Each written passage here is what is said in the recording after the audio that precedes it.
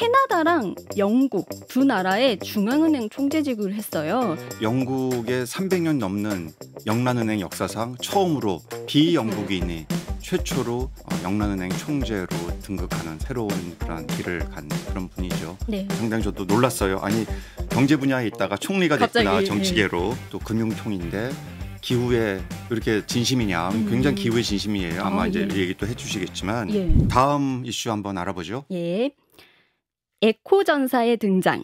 캐나다 새 총리 마크 카니. 네, 맞습니다. 이거 상당히 국제적으로 핫한 이슈가 됐어요. 예.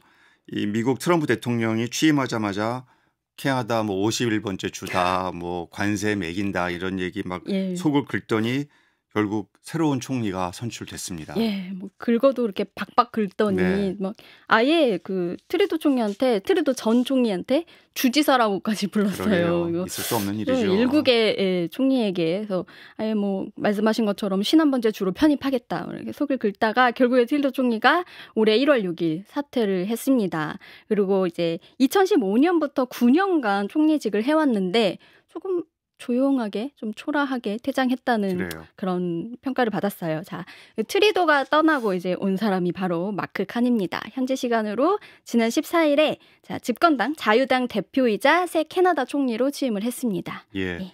사실은 제가 기후 금융 이야기하면서 이 방송에서 한번 언급도 한 적이 있고 네. 제가 과거에 이제 온라인 컨퍼런스 할 때도 직접 이런 그 방송을 통해 그 온라인을 통해서로 이제 발표도 하고 제가 예. 토론도 했던 기억이 있는 그런 예. 인물이 상당히 저도 놀랐어요. 아니 경제 분야에 있다가 총리가 됐구나. 갑자기, 정치계로. 예. 한번 쭉 소개 좀 해주세요. 예, 일단 뭐 다시다시피 경제통입니다. 뭐 정치보다는 경제 쪽으로 커리어 쌓아왔고요. 선출직 정치인 경험이 없어요.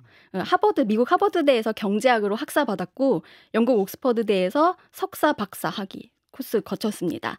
공직 입문 전에는 글로벌 투자은행 골드만삭스에서도 일을 했습니다. 좀 특이하다고 할 만한 게 캐나다랑 영국 두 나라의 중앙은행 총재직을 했어요.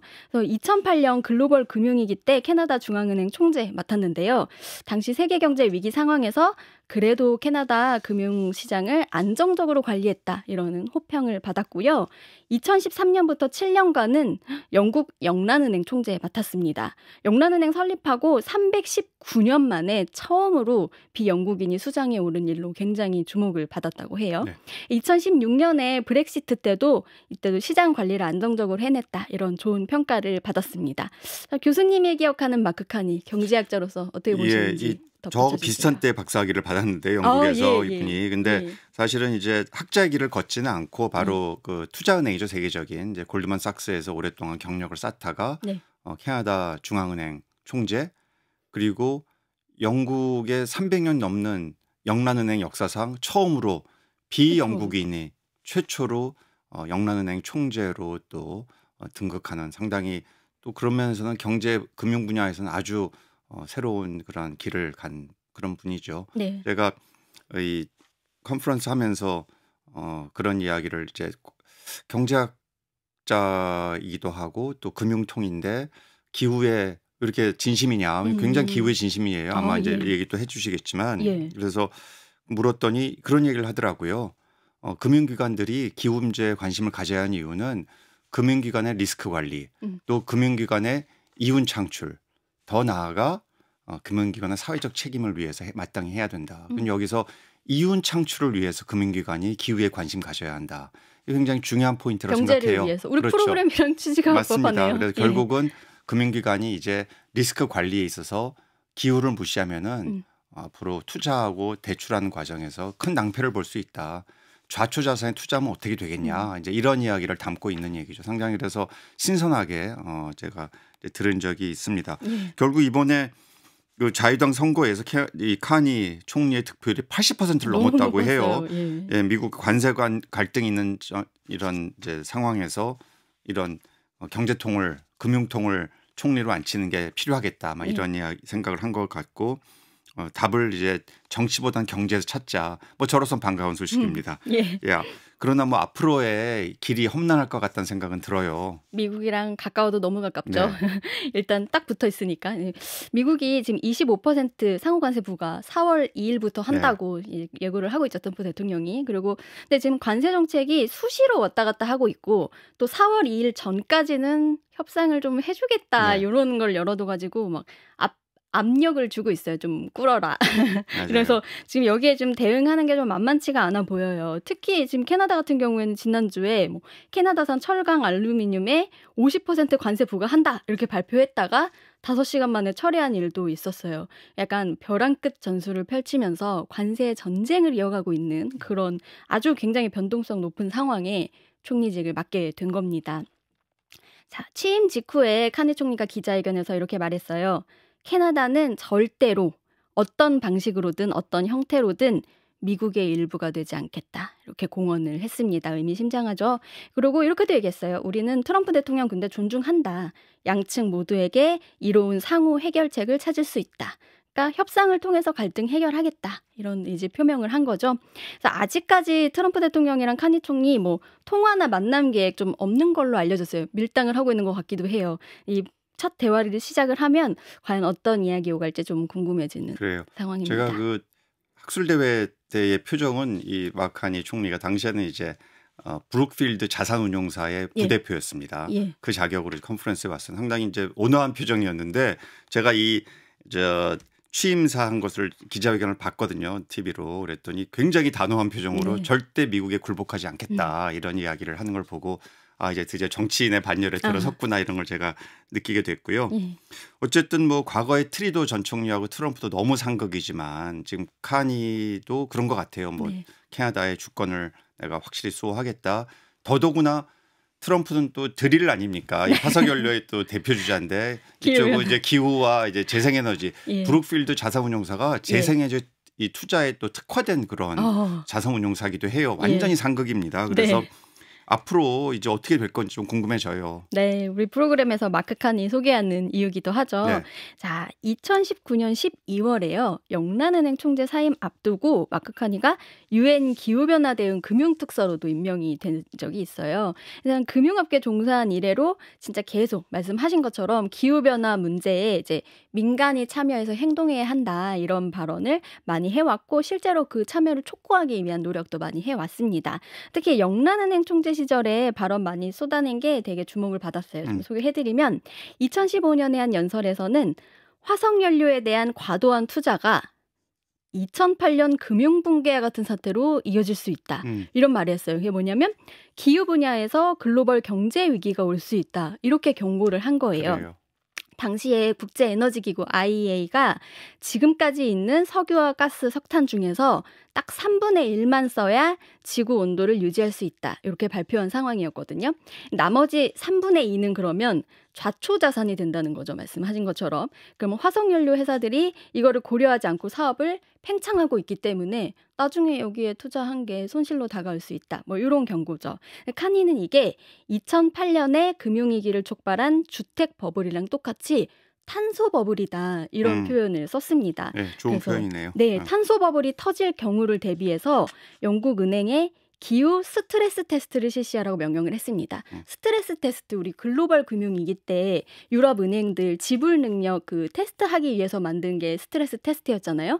기후 스트레스 테스트. 나중에 기후 위기로 인해서 금융위기가 올 경우를 대비한 스트레스 테스트죠. 명칭이 좋은 것 같아요. 그래서 화석연료가 이제 자초자산이 되면 은행은 얼마나 지불 능력 유지할 수 있는지 은행이 도산하진 않을지 그다음에 화석연료에서 이런 걸 좀 확인을 함과 동시에 자 기업들이 화석연료에서 좀 벗어나라라고 좀 장려하는 활동이었다라고도 볼 수 있을 것 같아요. 사실은요. 이 기후 스트레스 테스트가 우리나라 한국은행, 중앙은행이죠. 그쵸? 한국은행에서도 상당히 관심 있는 주제고 여기에 대한 보고서도 나오고 나왔어요. 있고요. 또 예금보험공사, 예보도 금융기관에 이제 보험료를 받아서 앞으로 금융기관 안정성을 유지하는 데 이제 역할을 하는데 이런 데서도 스트레스 테스트에 얘기를 합니다. 보험료 산정이 중요하다 이런 얘기죠. 그렇죠. 네, 이런 것들이 이제 한국에서도 상당히 논의가 되고 있다 이 말씀 제가 첨가해 주고 싶어요. 맞습니다. 네. 자, 그리고 UN 특사일 때도요. 자, 넷제로를 향한 변화가 우리 시대의 가장 큰 상업적 기회다 이렇게 얘기를 했어요. 그래서 이런 접근 방식을 갖고 있는 것 같아요. 그래서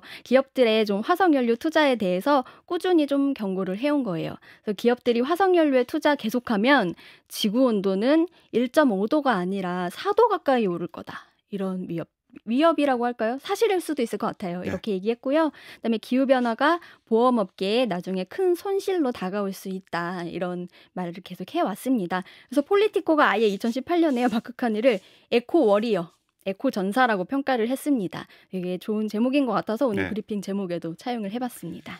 그래요. 그래서 캐나다가 앞으로 기후 문제에서 이제 어떤 자세를 취할 건지, 특히 이제 대미 관계에서 어떤 이제 지금 관세로 굉장히 첨예한 상황에서 앞으로 어떻게 이 문제를 기후와 관련해서 또 풀 건지도 상당히 귀추가 주목되는데, 근데 사실은 카니 총리의 첫 조치가 또 좀 어색하게도 탄소세 폐지였어요.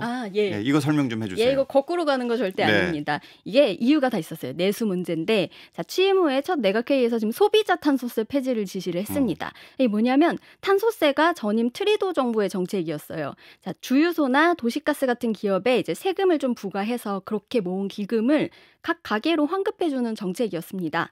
근데 이게 나중에 환급을 받는다고는 하는데 일단 내가 내는 요금이 너무 비싸면 소비자들이 좀 화나잖아요. 물가 오른 걸 체감하게 되고.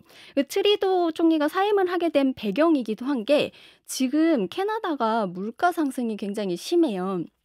그리고 주택 가격 상승도 심해서 지금 우리 작년 4분기 말에 GDP 대비 가계부채 비율이 우리나라가 세계 2위다. 이런 맞습니다. 뉴스 보셨을 거예요. 자, 우리나라보다 유일하게 앞에 있는 나라가 캐나다입니다. 그렇군요. GDP 대비 가계부채 비율이 100%가 넘었어요. 그래서 이 얘기는 우리나라랑 지금 비슷하게 부동산 시장이 굉장히 과열돼 있다는 거고 주담대 금리 인상 압력이 굉장히 큰 상황인 거예요. 똑같이 물가 상승 압력이 굉장히 크기 때문에 여기다가 소비자 탄소세까지 있으면 물가가 너무 높으니까 일단은 조금 민심을 달래고 민생 경제를 안정시킬 필요가 있기 때문에 요거를 폐지했다고 보시면 됩니다. 그래서 카니가 지난 3월 9일 선거 승리 연설 때 이렇게 말했어요. 자, 우리 정부는 가족, 농부, 중소기업을 분열시키는 소비자 탄소세를 즉시 폐지할 거다. 그러니까 민생 안정 취지에서 나온 거라고 보면 되고요.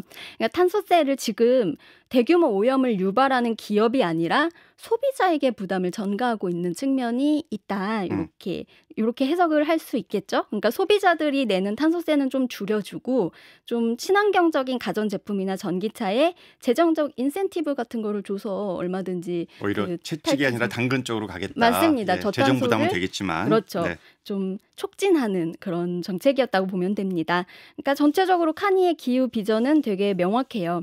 화석연료 투자에서 벗어나서 글로벌 청정 에너지 전환을 하겠다. 뭐 이런 겁니다. 선거 캠페인 때도 원자력, 수력, 풍력, 수소, 배터리 저장 탄소 포집 분야에서 깨끗한 에너지 강국이 되기 위해 투자하겠다. 이렇게 계속 강조를 해왔습니다. 에너지 전환이랑 관련 혁신이 미국에 대한 경제적 의존에서 벗어나는 하나의 방법이라고 생각을 하고 있다고 보여요.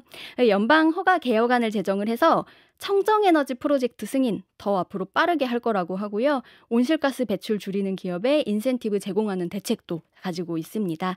그래서 앞으로 좀 부딪혀야 될 현실이 녹록지 않겠지만 좀 카니에 대해서 보면은 이 사람 기후 문제에서만큼은 진지한 것 같다. 그래서 기후 이슈로 민생 정책을 이끄는 방법도 안다. 민생 정책, 경제 정책을 이끄는 방법도 좀 아는 것처럼 보여줘서 앞으로 정치인으로서의 카니의 행보도 기대가 굉장히 되는데 교수님 좀 평가를 해주세요. 아마 소비자에게 부담을 전가시키는 그런 탄소세는 폐지하겠다 즉시 이런 걸 보면서 아마 경제학자로 남아 있었다면 금융인으로 남아 있었다면 얘기 안 했을 얘기인데 포퓰리즘인가요? 아니 꼭 그렇게 보지는 않습니다. 정치인이 되면서 할 수 있는 그러니까 사실은 정치인은 어려운 선택을 해야 되잖아요. 그런 차원에서 지금 워낙에 캐나다 경제가 특히 국민이 처해 있는 여러 가지 어려운 상황을 이제 비추어 봤을 때 이런 식의 정책이 좀 필요하겠다는 생각을 했다고 생각하고 결국 그러나 초심을 잃지 않는 것 모르겠어요. 정치인에게 얼마큼 초심을 잃지 않는 게